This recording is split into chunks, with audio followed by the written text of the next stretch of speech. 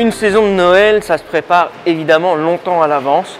On commence à faire nos commandes au mois de mai à peu près, donc avec l'historique des années précédentes. Et on va pouvoir programmer des livraisons à date fixe sur toute la saison à partir de début septembre, parfois même fin août, de façon à pouvoir recevoir toute la quantité qu'on aura commandée en fractionné sur la saison jusqu'au moment de Noël.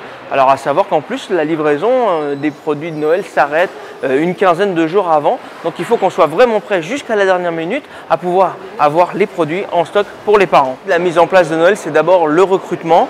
On va effectivement gonfler nos équipes pour parvenir à justement gérer le flux des clients et surtout le flux d'arrivée des marchandises et de pouvoir les traiter rapidement, de les mettre en magasin et qu'elles soient à la disposition des clients. Ça, c'est la première partie. La deuxième partie, c'est donc de mettre les produits en rayon le plus vite possible et qu'ils aient le maximum de visibilité dans le magasin en fonction de leur actualité, donc les produits qui sont dans le catalogue évidemment mis en avant et puis tous les produits qui sont tendance ou qui sont demandés par les clients, donc les produits phares de la saison.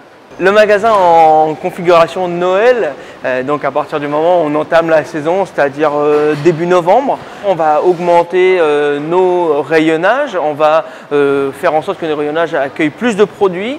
Alors on va des fois rajouter une étagère en haut, ou on va configurer un petit peu le magasin différemment de façon à avoir plus de gondoles et de produits donc disponibles pour les clients.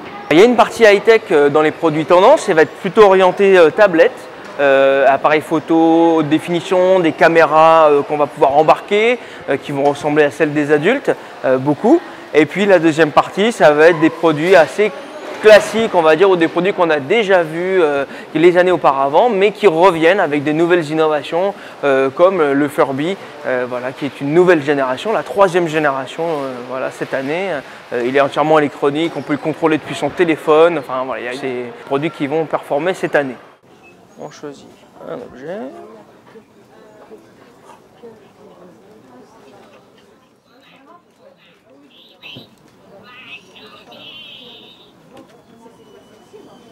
Alors, les vrais gros achats de Noël, on les attend.